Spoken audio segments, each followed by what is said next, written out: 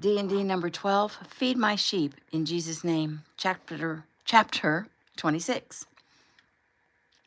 It is December 4th, 2:30 p.m. Wednesday afternoon at UCLA, Los Angeles, California.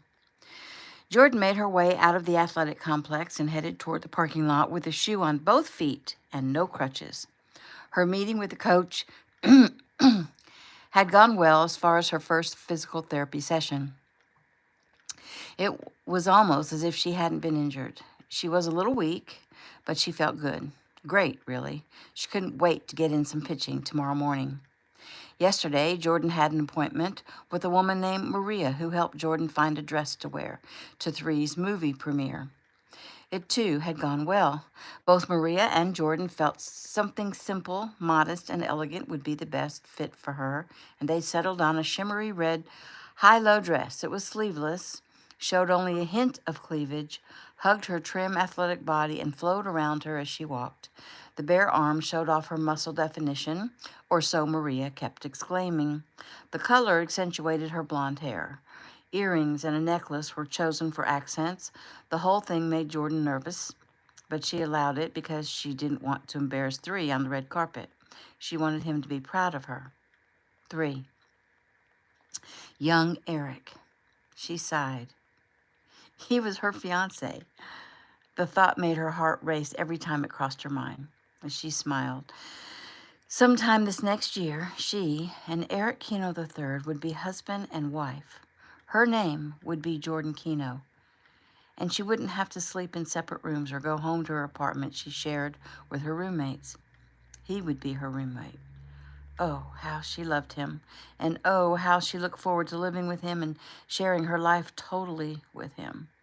Oh, how she looked forward to praying with him every morning and night, to learning from him and sharing her thoughts with him.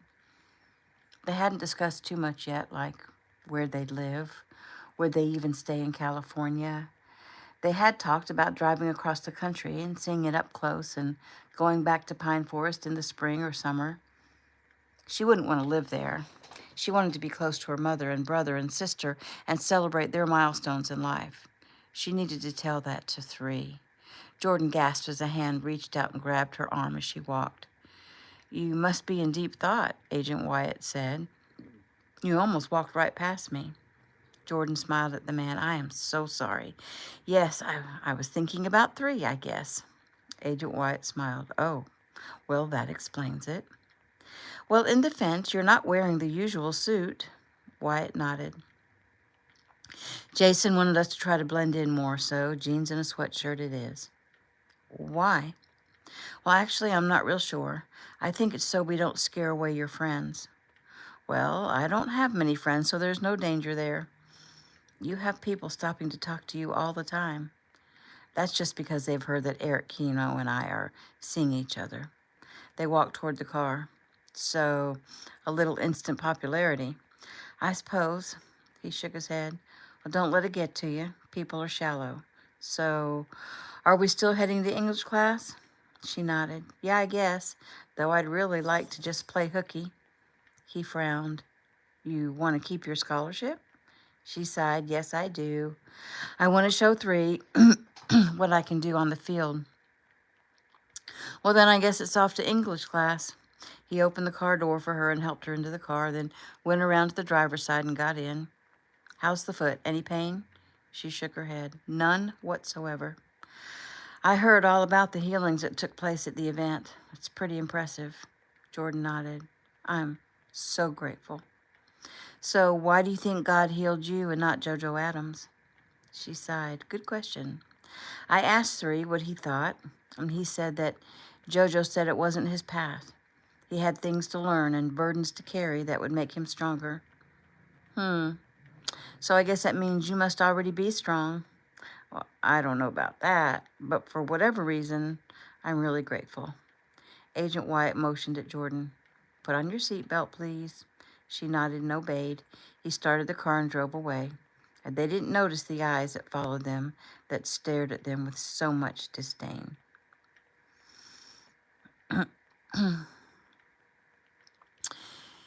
New scene is December 4th, 4:45 p.m., Wednesday evening. One second. There. We are at UCLA, Los Angeles, California. When Jordan got out of English class, she looked up to see both Three and Melody waiting for her instead of Agent Wyatt. She smiled brightly. Well, hello there, you two. Melody smiled. Hey, Jordan. Eric stopped by to see the kiddos and his grandparents. Excuse me. And since he was coming to get you and go see Logan's performance this evening, and I was getting ready to head over here too, he suggested he follow me and we go see Logan together. I think that was a great suggestion, Jordan said as she hugged Melody and then reached out to hug Eric. He touched her face. I missed you. I missed you too. How did your interviews go? He shrugged. It's like they ask the same questions every time. How does Dad feel about me going into the movie business? Do I have any leftover trauma from my kidnapping experience? Am I still in touch with the homeless man I'd been trying to help? Is the rumor true that I'm engaged to be married? Do I think I might be too young to be married? Do I know that there are a whole lot of disappointed girls to find out that I'm taken?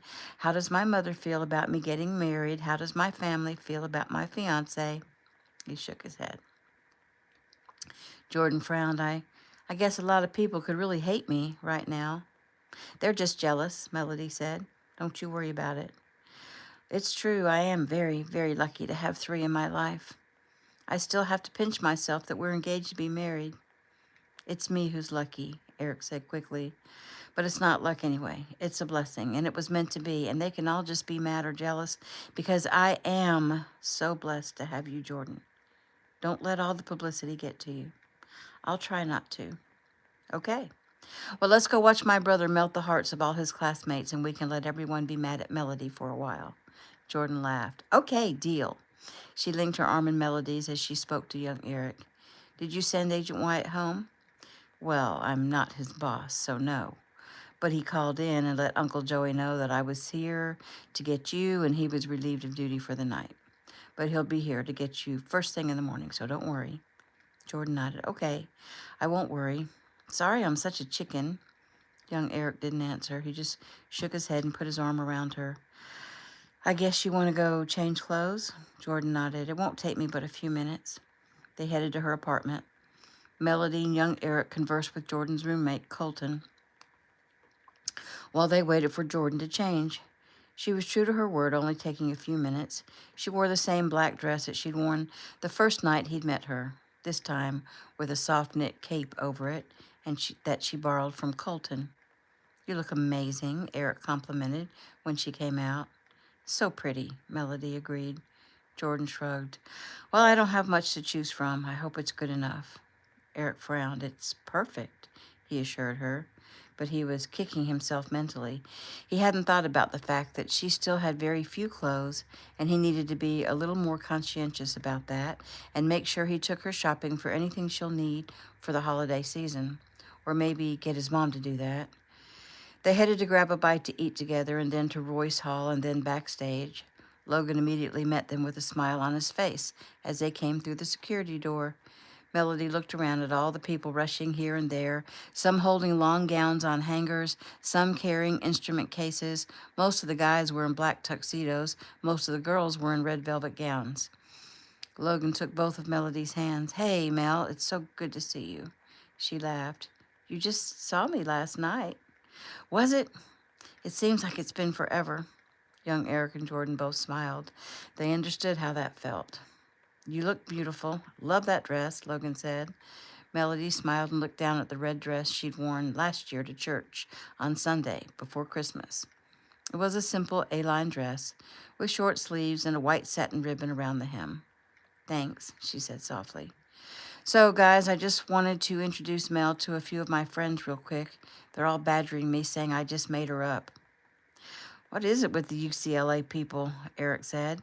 Do they pretend to have a boyfriend or girlfriend a lot, and that makes them think that everyone else just makes up a partner? Logan grinned. It does seem to be a problem, doesn't it, Jordan? She nodded. It actually does. It's kind of creepy. Logan tugged on Melody's hand. Come on. They went around to several musicians and were introduced.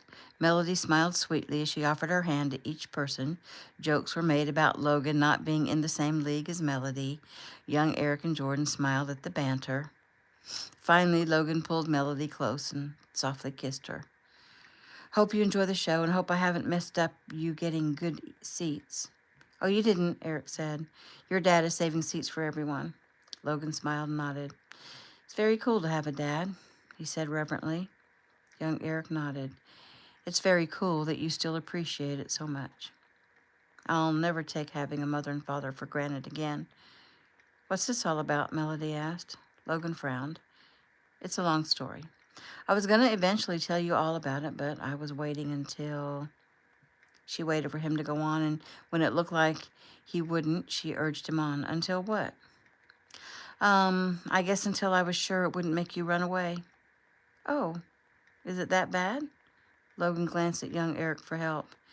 It's a heartbreaking story, Eric said quickly, and it should make you want to stand by his side. But it is way too long to tell right now. It has to do with his biological father. Bottom line, Logan very much appreciates having Uncle Mark as his father. Melody nodded with a smile. He seems like an awesome father. She looked up at Logan. I can wait to hear the story. Just know, there's not much you can say that would make me run away. Logan sighed. Well, you guys go to your seats. I have some things to take care of. See you, bro, Eric said as he escorted Jordan and Melody back to the auditorium.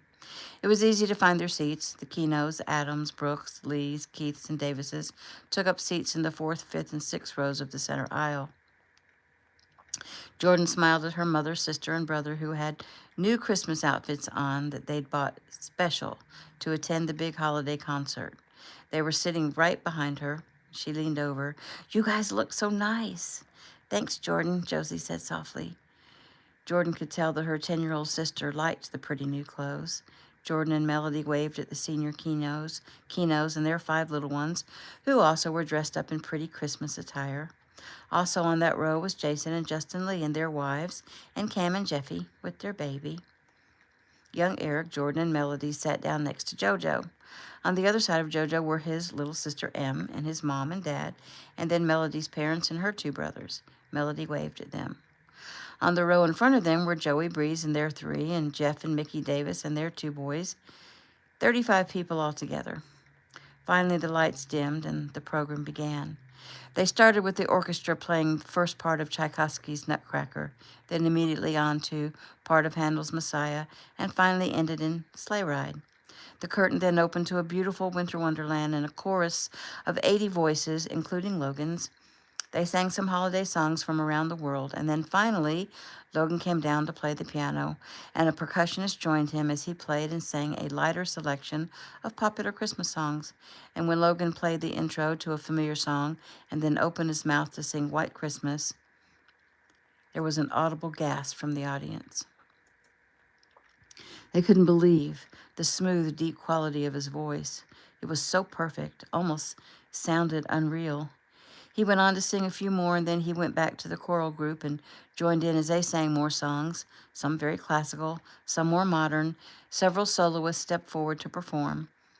The entire program was well done, and at the end of the evening, though, when Logan stepped back down and took the microphone in his hand, the place erupted before they even knew what he was going to sing. He and the pianist and guitarist waited for the applause to end, and finally the piano and guitar began playing the familiar notes of the last song, "O Holy Night." Logan began singing, pouring his soul into every single word, hoping the audience would feel the amazing thing that took place on that long ago night. God's Son was born into the world, come to fulfill God's perfect Lamb, here to overcome death for us all. The chorus joined him at different parts of the song. It was a beautiful finale, and the standing ovation at the end went on and on and on. Logan took his bows, as did the others on stage. It was obvious that his emotions were overflowing. Melody smiled up at him through her tears as she applauded. In her mind, he was the most amazing guy she'd ever known. Multifaceted, multi-talented, an ultra-masculine guy who could cry over a Christmas song. Strong and handsome, humble, kind, thoughtful, hardworking, beautiful. If she hadn't been in love with him already, she definitely was now. Jojo glanced over at his brother's girl and smiled. Her reaction to what just took place was perfect. She was a keeper. New scene. It is still December 4th. It's 10:30 p.m. Wednesday night. The Tanner home, Pine Forest, Georgia. Daisy rolled to her back and stretched one hand above her head. The other hand held the phone. Yeah, and it's a good thing we got it done because tomorrow they have to go over to Chaz's parents' home and help them decorate for Christmas. They're getting up there in age, like in their late 70s, and they need help up in that big house. But we knocked out those 3 trees really fast tonight. And there were so many people there, we got all 3 trees done in record time, even though we were minus Lena, since she was upstairs talking to Jake. And Miss Jody left to go be with her husband so that they could be together when Jake called them. Brody sighed. It's hard to think about Jake getting hurt like that, but I'm really grateful that he's going to be okay. Well, we all prayed after Lena came down and told us about it. We gave thanks that he survived and for that woman who helped him. And we asked for a blessing of healing, both physically and like emotionally too, for both guys. Good. And I'll definitely be including them in my prayers tonight. Good. It seemed the ones who took the news the worst, other than Lena, of course, were my dad and Gabe. They had a little talk after we got home. I guess Gabe and Jake are pretty close. Yeah, they think of each other as brothers. So anyway, Brody went on, trying to brighten the mood. What did you do after that? Just came home? No, we had dessert, and then Charlie and Matt and Gabe and Taylor and I went down to see Georgia and her puppies. Oh, Brody, they are getting so cute. They try to stand and walk around, and they're just so darn adorable. I wish you could see them. Well, I can if you'll video call me the next time you're down there. Okay, I'll do that tomorrow. But what if you're in class? Can you do it tomorrow around 8:30 in the morning? Yes, I can. Good, I can wait to see you. I can't wait to see you. You mean the puppies? Do I? She giggled. As a matter of fact, why don't we switch over to video right now? Daisy frowned. Oh, no. I'm not dressed and my hair's a mess. I'm sure you're as beautiful as ever. What are you wearing? I'm in bed in my brother's old pajama bottoms and an old faded high school drama club t-shirt. He chuckled. Why are you wearing your brother's PJs? Well, back when Gabe started growing, like when he was 13 or 14, he was growing so fast, he had to have new clothes every few months. And us girls started claiming his old clothing because, like, it wasn't very old at all, and it was so comfortable to lounge around in. And I've had these pajama bottoms for years, and they're still my favorite thing to wear to bed in the wintertime. What color are they? They're like black and gray plaid flannel. So cozy. Come on, Daisy, it's making me crazy. I've got to see. She sighed. Okay, but don't look at my hair. He laughed.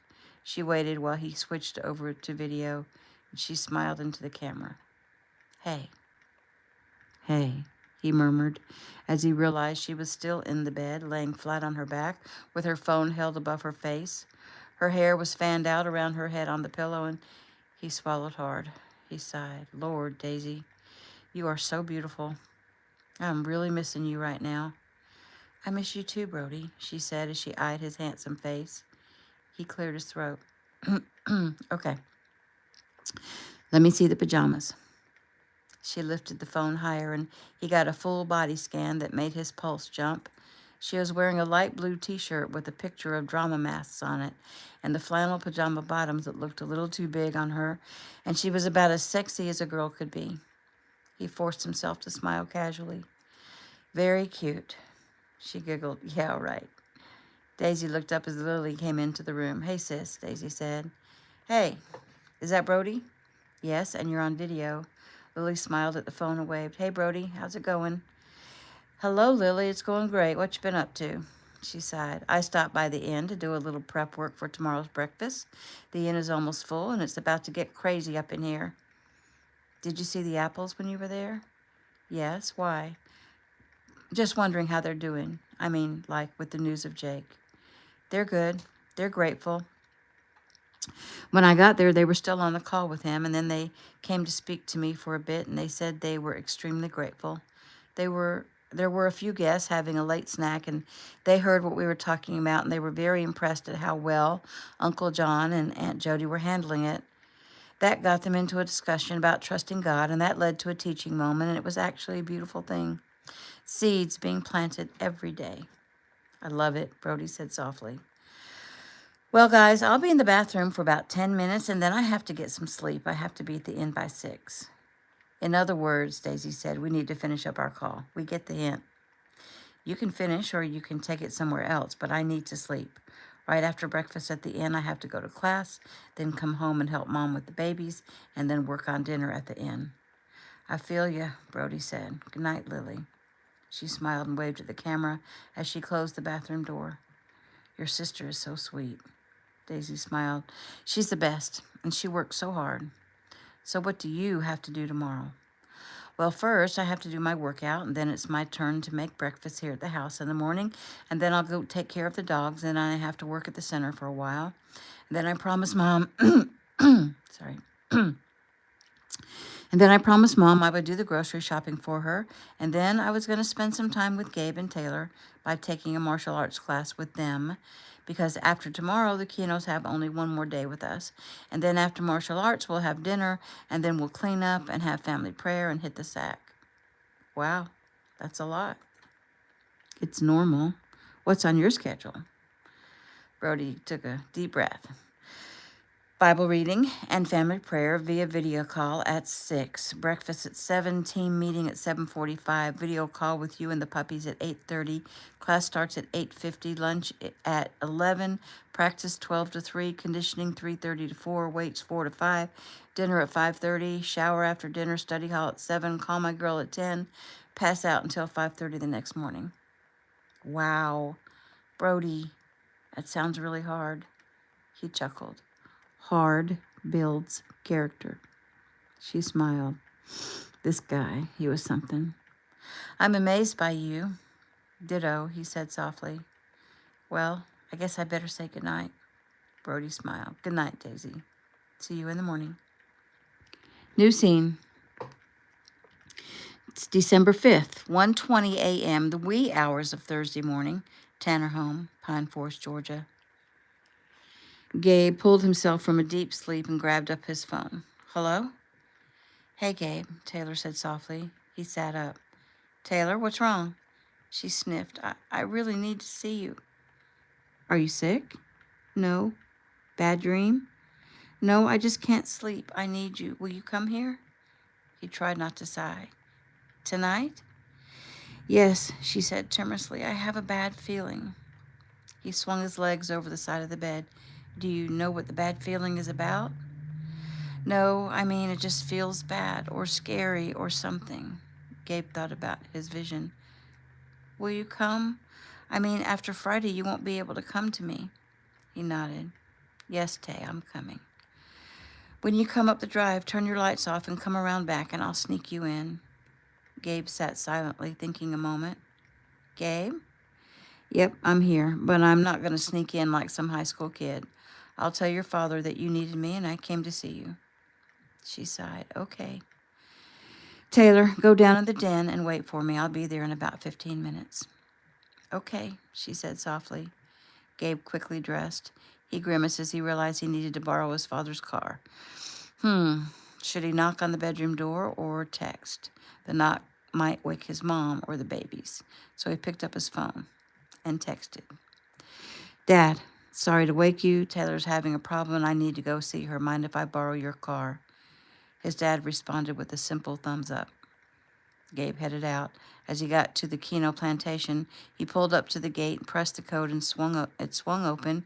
He parked at the front steps right behind their rental car, pulled out his phone, and texted, Mr. Kino, sorry to wake you. Taylor's having a bit of a problem and needs to see me. I'm at the front door. May I come in? Be right there. A minute later, Ricky Kino opened the front door and invited Gabe in. Gabe immediately apologized. I am sorry, sir. What's wrong with Taylor? Ricky asked. I'm not sure. She said she felt bad and she didn't know why and she was desperate to see me. I'm sorry, but I had to come. She wanted me to sneak in, but I told her I needed to act like a man and not like a high school kid, so I woke you, and I'm sorry about that. Don't apologize for being responsible. So let me ask you this, Ricky began. Do you intend to come running every time Taylor says she needs you? Gabe sighed and thought a moment. Finally, he looked up with a smile. Well, actually, yes. I mean, when it's possible. He shrugged. If Mrs. Kino calls you and tells you she needs you, do you come running? Ricky nodded. I do if I can. Gabe gave a slight shrug. And my father, too. So, yes, I will, too. I trust her that she's not just being silly. And, of course, the vision I had popped into my head immediately. Ricky smiled. I guess I'll go up and get her. I told her to go down into the den because I didn't think you'd want me to go up to her bedroom. Well, you thought right. Not that I don't trust you. Obviously, I can trust you with my daughter. It's just better to not put yourselves into a tempting situation. Ricky swept his arm toward the den located in the back right of the large home. I guess I'll leave you to it. I will ask you later, though, if she has a problem that I need to address, because she's not your wife yet.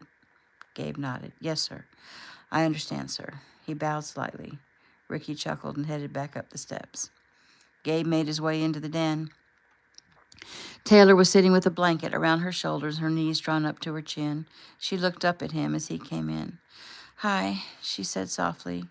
He sat down next to her. Hey, Tay. She immediately threw herself against his chest, and he pulled her close and locked his arms around her. I got you, babe, he murmured. She sighed. Can you tell me what you were feeling? What you were thinking? Gabe asked. I can't explain it. I felt like I was suffocating, like I couldn't breathe. I thought about going to my parents' bedroom and talking to them, but all I knew was you were just down the road and you were the only one who could understand. He sighed and ran his hand over her hair. And yet, I don't understand. Well, all I know is now that you're here, I feel better. I feel like I can breathe. It's like immediate relief. Taylor, do you think maybe you were just missing me?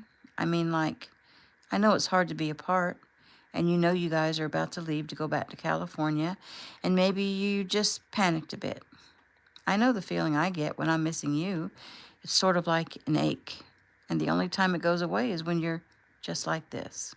She lifted her head. Like what? Like close to me. See, I knew you'd understand. Yeah, but I also know that I need to learn to live with that feeling for a while. How? How can I live like that? How can I sleep? I get it. I really do. But learning to live with it, it's part of growing up and part of being mature. We can't have everything we want all the time. We're not like children who cry because we want something and we can't have it. Taylor, God wants us to grow and mature and be in control of our emotions. He wants us to learn to lean on Him. You won't be lonely when you know that He's always there. So close. He's with you. I know you believe that. You've shown before that you believe that. And when I'm really alone, like I was when those people took me and put me in that barn, I could feel Jesus right there, letting me know that even though I had to go through this thing, He was going to go through it with me. He was going to be right there beside me. So I know that even though your heart aches when we aren't together, He's with you, right beside you. Reach out to Him. This isn't a new thing for you. I know that. Taylor sniffed. No, it's not new, but I think I forgot, or I panicked. I know Jesus is real, and I've seen Him interact with our lives so many times now that I can't deny it. I'm sorry, Gabe. I'm sorry I let you down. You didn't let me down. We all stumble. I hope when I stumble, you'll help me to remember who I am and that God is right there with me. Just outside the den, Ricky Kino smiled.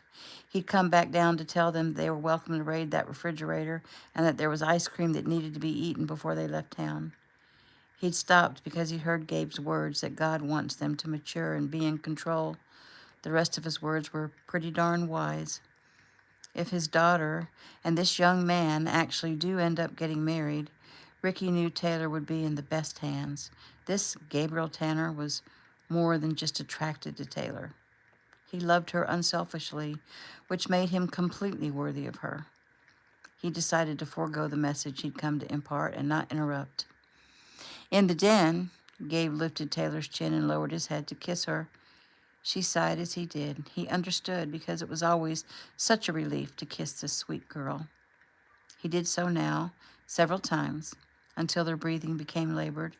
He couldn't resist the temptation to push her down onto the sofa and lay next to her. They lay side by side, face to face, and he reached up and stroked her beautiful cheek with his fingertips. There were times when she was all businesslike, very mature, very logical, very seasoned, like when she was in the public eye. But then there were times when she was like this, young and naive and innocent and unsure of herself. She'd panicked at the thought of their pending separation. She'd reached out to him in the middle of the night, and he'd answered her by rushing to her side. It might be a year or longer before he actually popped the question. Then who knows how long before they were married. He shook his head. He was thinking about their wedding, and she might not even be his at all, depending on what goes down between now and then. At the rate things were going, he might even still be alive, though what his vision suggested was not his impending doom, but hers. No, he would not let that happen. God showed him, and now he had to do whatever it took to keep that from happening. "What are you thinking about?" Taylor asked. He smiled. "About how much I love you." She smiled and reached up and touched her fingers to his lips. "I love you too." He ran his hand down her side to her waist and pulled her in tight. "Do you feel better?" "Yes." "Then I guess I need to go home." "Not yet. Wait a little while, okay?" "Okay. I know. Let's pray together for a while," Gabe suggested. "For a while?" He chuckled. "Yes. What's the longest you think you ever prayed?" "I don't know. I guess when you were dying, I prayed for hours." "Oh, yeah, that. Well, let's pray together for a while." "Okay, you start," she said. "Okay, and when I'm out of words, you take over." She smiled. "That sounds like a good plan." He kissed her softly. "Close your eyes." "Our Father, who art in heaven."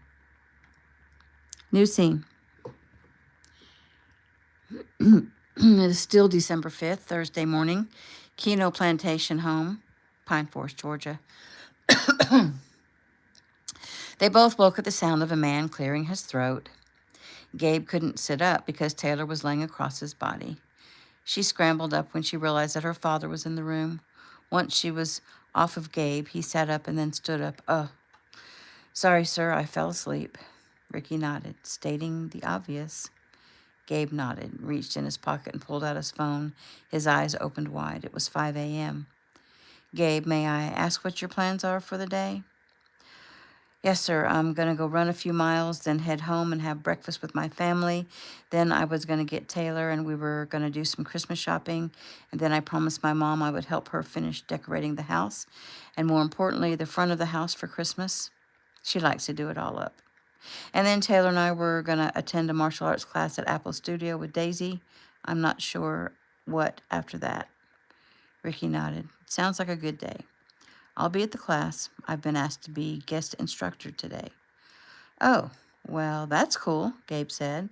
"That means I'd better come prepared to work my butt off." Ricky smiled. "So, did you and Taylor work things out last night?" Gabe glanced down at his girl. "Yes, sir. She's just a little upset about us saying goodbye on Saturday morning."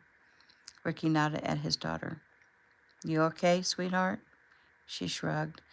"No, I'm not okay with leaving, but yes, I'm okay." "Don't think about it today while you're spending time with Gabe. Just be grateful for the time you have." Taylor nodded. "Yes, sir. I'm trying, Daddy." "Well, I better be off," Gabe said. He hugged Taylor, shook Ricky's hand, and took his leave. It only took him a few minutes to get home, hydrate, don some sweats, and take off running down the dirt road. He turned right out of the Tanner Gate and headed toward the Stewart Ranch.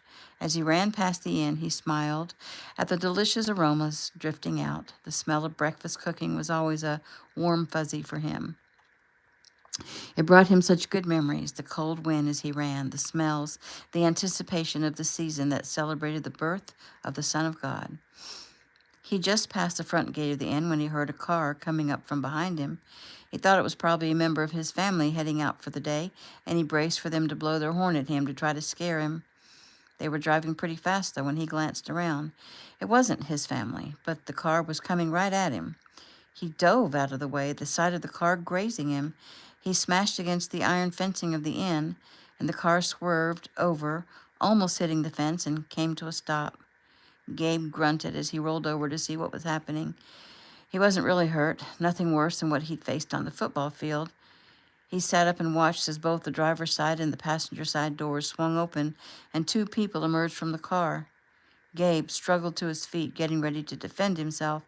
He squinted at the two guys as they approached. They were laughing. The one that got out of the passenger side fell down, and the driver helped him up. And Gabe's eyes opened wide. "Carlos? Lucas?" he said loudly. "Gabe," Carlos said as he stumbled toward him. Gabe braced his hand against the fence and glared at his former high school classmate and former pitcher on the high school baseball team. "Carlos, what are you doing?" "Gabe, hey man, how's it going?" "It'd be going a lot better if you didn't just hit me with your car." "Gabe," Lucas yelled. "Oh, hold on. Uh-oh." Gabe shook his head as he watched as his former first baseman turned and threw up on the side of the road. Excuse me. Carlos got to Gabe and gave him a big hug. "What are you doing here, man?" Gabe shook his head. "I live here, you idiot. Carlos, you guys are totally wasted." "I know, right?" he answered as he grinned. Gabe quickly moved past him and went straight to Carlos's car and took the keys from the ignition. "What you doing, Gabe?" Carlos asked. "You want to borrow my car?" "Yeah," Gabe said. "I'm going to borrow it to take you home." Carlos shook his head. "I'm not going home. We're going to Lucas's house. He's in big trouble, and his dad is going to kick his butt. So we can't stay and talk. We got to get going." Gabe rolled his eyes. "Yeah, and I'm driving, so y'all get back in the car." "You're coming with us? So cool. Lucas's dad really likes you." "Yeah, get in the car." "I get front," Lucas yelled. "It's my car, man," Carlos argued as he tried to run to get in the car first. They both got to the front passenger side door at the same time, and there was a quick shoving match, but Carlos won, and Lucas grumpily slid into the back seat. Gabe started the car.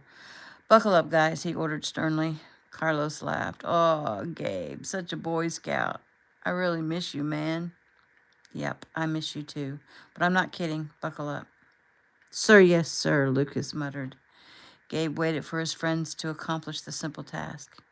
"It reeks in here, guys. Where in the world have you been?" "We were at a party," Lucas answered with a laugh. "All night? What do you mean?" "You do know it's morning, right?" "What?"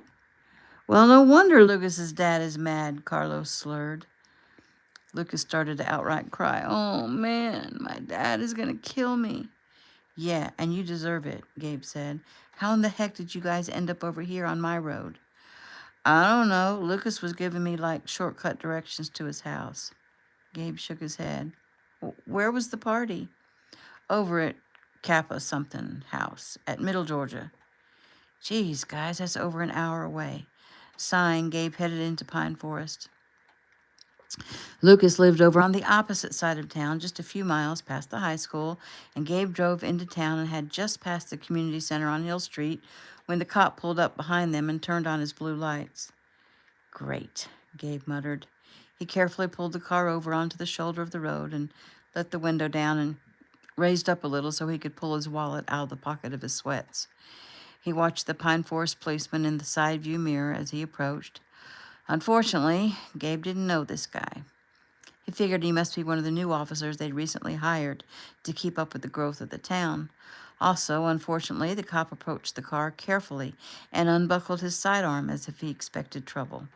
Gabe sighed. He had no intention of causing any trouble. The officer leaned toward the window and immediately backed up. "Step out of the car." Gabe's brow furrowed. You want me to get out?" he asked, making sure he'd heard correctly. "Get out of the car," the officer yelled. Okay, I'm getting out," Gabe said. He opened the door and stood up out of the vehicle. "Step back here and put your hands on the trunk of the car." "Why?" "Do as you're told." Gabe did as he was told and saw another cop standing behind the car, his hand on his sidearm. May I call my father? Put your hands behind your back. Am I being arrested? You're being detained. Gabe allowed him to cuff him. Why am I being detained? Suspicion of driving under the influence and hit and run. Gabe drew a sharp breath. There's no way. I just started driving a few minutes ago, and there's no way you can suspect me because I know I'm not acting impaired at all. And just how do you know that? Because I'm not impaired at all. That remains to be seen, but the smell of alcohol coming out of that car is strong. The officer searched Gabe, pulled out his phone, and placed it on the trunk of the car. Sir, Gabe said, trying to be respectful, will you let me call my father? Be quiet and have a seat on the curb, the officer ordered. Gabe obeyed and watched as the two officers then worked together to get Carlos and Lucas out of the car and place them in cuffs. Once that was finished, the officer came back to Gabe.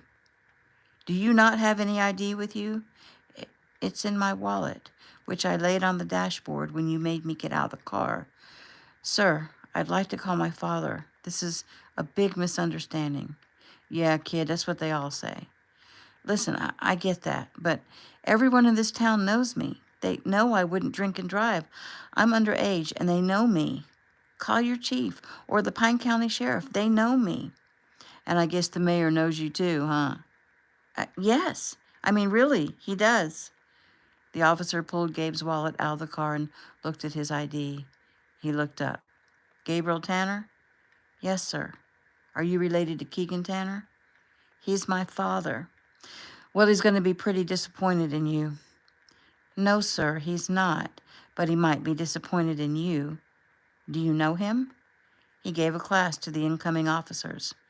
Good. Then may I call him? First, tell me where you were headed this morning. I was taking my friends home. They live a few miles in that direction, he said, motioning with his shoulder. And what were you doing last night? Gabe blew out a breath. I spent the night over at the Kinos home over on Taylor Mill Drive. Right, the officer said sarcastically. I swear I did. They're good friends of our family. I left there about 5:15 this morning. I drove back to my home over on Country Inn Drive, and then I went for a run. These guys came down the road and pulled over. They're friends from high school. I saw that they were in no shape to drive, so I told them to give me the keys and I was going to drive them home. That was just a few minutes ago. I'm not lying, sir. I never lie. Sit still a minute, the cop said as he went to talk to the other officer. He came back a few minutes later. I'm going to allow you to call your father. Tell him he needs to come and get you. Gabe sighed in relief because he didn't want an arrest, even a brief one, on his record. He glanced over at his two friends as they were being questioned. He wished he'd been able to help them in some way, but it was absolutely obvious that they were pretty much drunk out of their minds. Hopefully, they would learn from this and it wouldn't mess up the rest of their lives. He wondered who they hit. He wondered if they'd hit a pedestrian or another car. His stomach churned with the thought that maybe they'd hurt someone pretty bad. It was definitely possible. If he hadn't been able to jump out of the way, they would have hurt him. Are you going to undo the cuffs? Gabe asked. The officer shook his head. Not until your father gets here. Well, how am I supposed to call him? The cop went over to the car and grabbed up the phone he'd pulled from his pocket earlier. What's the number? Gabe told him the number, and the officer put it on speaker. It rang until it went to message. I don't know why he's not answering, Gabe said, the frustration evident in his voice. He might be in the shower. Can I call Mr. Kino? I mean, he'll vouch for me. The officer nodded. What's the number? I don't remember, but it's in my phone. The officer looked around the contacts, and sure enough, there was a Ricky Kino listed. He hit the call button. Hey, Gabe. Long time no see, Ricky quipped. The officer's brows rose, and Gabe frowned at him. He's kidding. He blew out a breath. Mr. Kino, you're on speaker. I'm in trouble. I'm standing here on the side of the road in handcuffs. I can't reach my father. Will you come up here and vouch for me that I was at your house? On my way. And will you try my father again? Will do. I'm just down from the center on... I have you on my GPS. Oh, yeah. Okay, thank you, sir. Gabe? Did they say why you were pulled over? DUI and hit and run. Whoa. Okay. Don't stress, Gabe. We both know you were at my house, and I have video of you leaving. I'm not stressed. I understand what's happening. Ricky smiled. Be right there. Gabe glanced over at his friends. Lucas was blowing into a tube. Carlos was being placed in the back seat of the second cruiser. Okay, Tanner, I'd like you to take a breathalyzer test. Since you say you haven't been drinking, it should be no problem to clear this up. Gabe shook his head. No, sir, I can't do that. Are you refusing to take the test? Yes, sir. You have no reason to suspect me of drinking. You were behind the wheel of a car that has been reported to be involved in a hit-and-run accident. Yes, sir, and I just told you how I got behind the wheel of that car, and when Mr. Kino gets here, he will let you know that I left his house around 5:15 this morning, and he can show you video evidence of that, and when I get hold of my father, he can show you video of me arriving at our house and then going out to run, and we can also get video from in front of the inn, because that's when my friends drove up and pulled over, and I decided to take them home. The officer sighed and nodded. Okay, I believe you. Turn around and I'll take the cuffs off. Gabe did so quickly. It took Mr. Kino about 15 minutes to arrive, and when he did, Gabe's father pulled up right behind him. The two men approached slowly. Keegan nodded at the officer. The two men introduced themselves and showed the officer their identification. Keegan nodded at his son. Gabe, you okay? Yes, sir. Tell me what happened. Gabe went over the events of the morning quickly. Keegan and Ricky both nodded as he spoke. When he finished telling the short story, Keegan turned to the officers. You say there was a hit and run? Yes, sir, one officer replied. A gold Nissan Maxima ran off the road just a few miles from here and plowed down a fence. The owner of the home was standing on the porch of his home, letting his dog out, and saw the whole thing. And here's the gold Maxima, and there's a broken headlight on the passenger side. So the hit and run was property damage only? Keegan asked. Right. Thank goodness, Gabe muttered. Ricky nodded. Officer, I have video of Gabe leaving my home this morning. Would you like to see it? Yes, sir. Not that I don't believe you. It would be good to add that to my report. Both Ricky and Keegan showed video on their phone from their home security. They assured him they could also get video of when Gabe was in front of the inn when he decided to drive his friends home. Once that was done, Gabe nodded. So am I free to leave? The officers nodded. Keegan and Ricky shook their hands. Gabe glanced at his friends in the back of the cruiser. Dad, can we arrange some legal counsel for Carlos and Lucas? Keegan smiled, yes. I'll speak to their parents and take care of it. Thanks, Dad. He looked at the officers. May I talk to my friends a minute? The officer nodded, and Gabe headed there and opened the door. They both seemed a lot more sober than they were 30 minutes ago. Hey, guys, Gabe said. Don't worry too much. We're going to get hold of your parents and get you out. Thanks, man, Carlos said. They said it was hit and run. Did I, kill someone?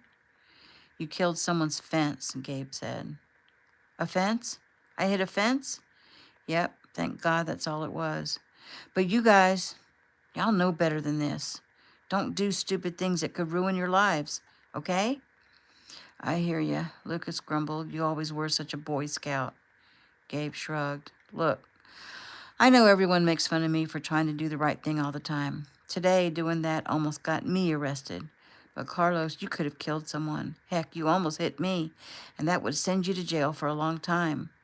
Make fun of me all you want, man, but come on. You got to make better choices. I'm not telling you this to sound like I'm better than you.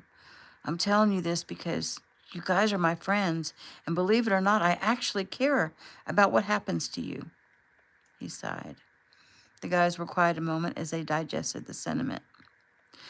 So, my mom is going to have to post bail or something? Carlos asked. Gabe nodded. I'm not exactly sure how it will work, but yeah, I think so. Carlos shook his head. We ain't got no money. Gabe nodded again. I'll get her some help. We'll talk to both your parents and see what they need, and we'll take care of it. This is exactly what my foundation is for, to help you get your life together when you mess up and don't have a way to fix it. But you got to do the work, too. You got to want to fix things. Lucas sniffed. Thanks, Gabe, Lucas muttered, his emotions running rampant due to the alcohol. Gabe nodded. I'll be in touch. He stepped back and closed the door. The defeated look on their faces really tore at Gabe's heart. He opened the door again. Hey, listen to me. It's going to be okay. You know, God is real. So say a prayer. Ask him to show you that he's real. He didn't wait for a response. He shut the door again and made his way back to his father's side. While Gabe had been talking to his friends, Keegan and Ricky had been reminding the officers that Pine Forest is a special place and how they go about doing their job is important. Keegan went on to tell the officers that he was not disappointed in his son at all, but instead proud of him for trying to do the right thing. He advised the officers to get to know the people of the town as soon as possible.